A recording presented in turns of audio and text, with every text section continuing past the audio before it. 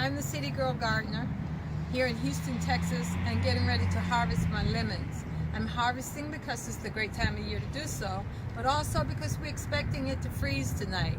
And I'd rather put them in my freezer rather than let them freeze out here. So join me as I harvest my lemons.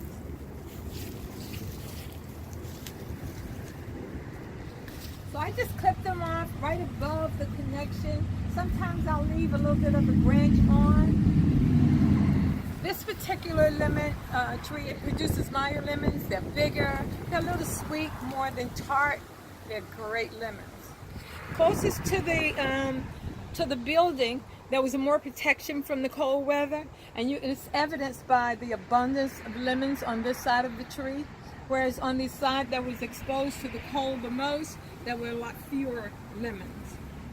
My neighbor came over yesterday. She has a tangerine tree, and it didn't harvest for about 2 years.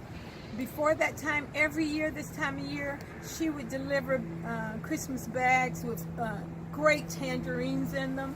So we got some tangerines yesterday. I ate almost all of them, but they are absolutely great.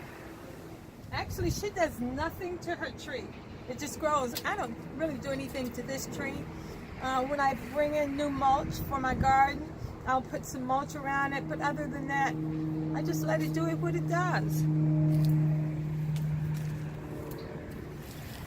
I generally harvest 300 to 400 lemons off of the small tree, as you can see here.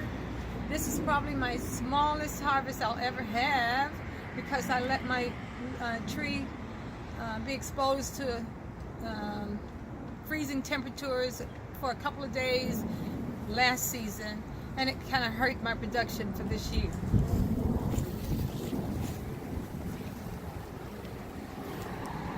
So after I finish taking the lemons off, then we're going to wrap the tree with Christmas tree lights.